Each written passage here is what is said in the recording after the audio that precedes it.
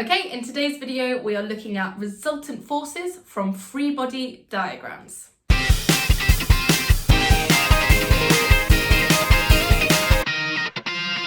So we know that the motion of stuff depends on the forces that are acting on objects. And in particular, it depends whether your object has a resultant force acting on it or not.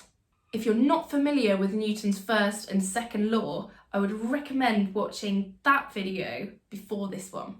So today we are going to use free body diagrams to decide whether there is a resultant force acting on my object or not. And we're going to start nice and simple when all my forces are in a line. For example, I have a car travelling at 30 meters per second along a motorway. It has a thrust force of 1,000 newtons and a frictional force of 200 newtons between the road and the wheels, and a drag or air resistance force of 800 newtons. So to find a resultant force, I first look at the forces acting towards the right. So that is my 1,000 newton force. And then I take away my forces acting to the left. 200 newtons plus my 800 newtons is a total of 1,000 newtons acting to the left. So 1,000 minus 1,000 equals 0, or no resultant force. Since there's no resultant force on my car, it will just continue at that constant velocity. Okay, example 2 of forces acting in a line, we have a skydiver.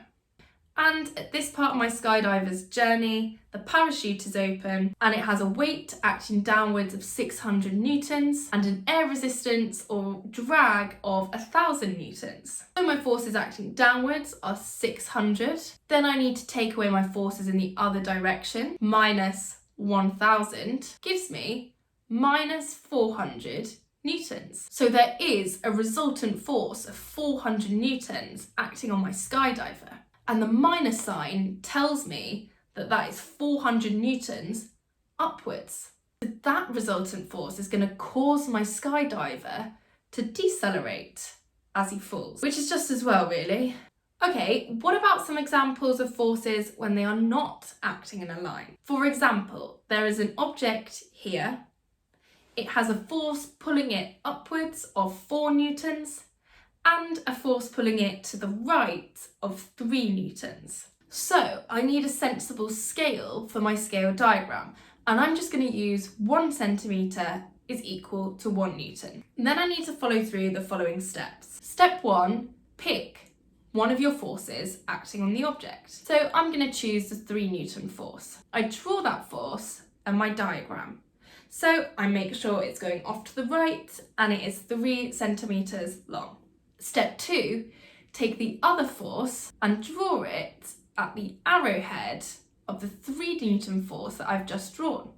Okay, make sure that that line is 4 centimetres long. And once I've drawn all my forces, I go back to my starting point on my diagram and draw a dotted line up to the final arrowhead, which was my 4 newton arrow. I then get my ruler out and measure the length of that line. I should find that that line is 5 centimetres, and I know from my scale that that is 5 newtons.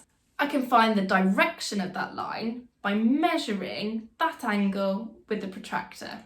Is 53 degrees. Okay, and one more example, this time with 3 forces. I have a force off to the left of 2 newtons, a downwards force of 3.5 newtons, and a force at 60 degrees for the horizontal of 4 newtons. So I'm following through the same method. I'm going to take my 4 newton force first, making sure that I'm drawing that line at 60 degrees to my horizontal and that it is 4 centimetres long. Then I'm going to choose my 3.5 newton force, start that force from the arrowhead on my 4 newton force, straight down, making sure it's 3.5 centimetres, and then I am going to draw in my 2 newton force. Draw that in from the end of my 3.5 newton force, that should be 2 centimetres long. And I find that all of these forces come together as a closed triangle. That tells me that there is no resultant force because I made it back to my starting point of my diagram. Once you've found the resultant force on your objects, you can use F equals ma, or Newton's second law, to calculate the acceleration on those objects.